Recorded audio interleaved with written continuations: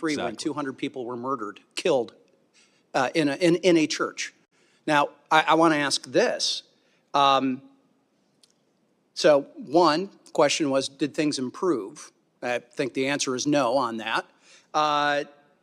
Here's the question. Proportionally, do we see Christians killing Muslims in Christian areas of Nigeria the way that we are seeing radicalized Islamists killing Christians in Muslim areas of Nigeria? What I can tell you, Representative Huizenga, is that Christians are disproportionately targeted based on their population. Exactly. And by the way, for those that you can't pick up with the microphones, there's audible yeses behind you. Again, the people that are watching who are nodding their heads. Why? Because they have lived this. Their families have lived this. I went to school with kids from Nigeria.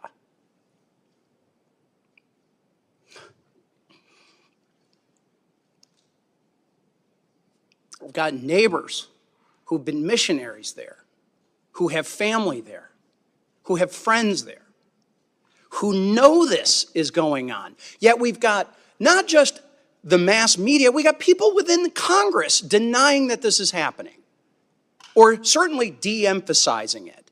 It ought to be outrageous that it is Christians, moderate Muslims, anyone being terrorized by these radicalized Islamists in Nigeria, and we've got the Tinubu government sitting back and not doing enough.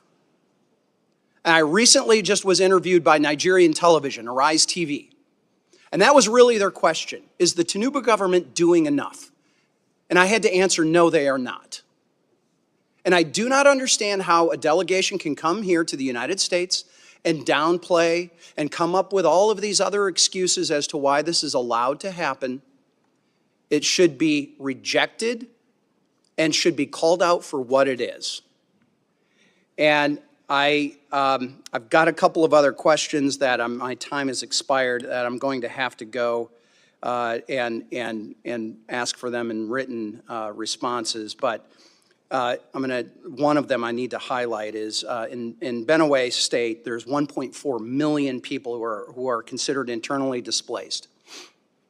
Understanding that the administration has supported refugee assistance in dozens of other countries since taking office, what humanitarian assistance support are you providing or plan to provide to the IDPs in Benue and Taraba states, where many of those Christian communities reside? And I'll have to take the answer in writing.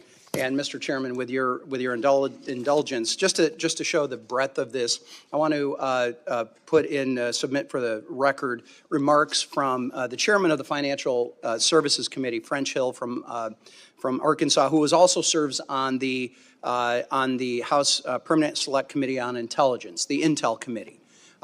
And I serve as vice chair of the Committee of Financial Services. This is where many of those sanctions originate and the enforcement. And I will say this, sanctions are only as good as your willingness to enforce them. And as the chairman has pointed out, there are ways to get out of those sanctions. And that's through correct your behavior. So with that, Mr. Chairman, I'd like to submit the letter. Thank you. And with that, I yield back. Chair,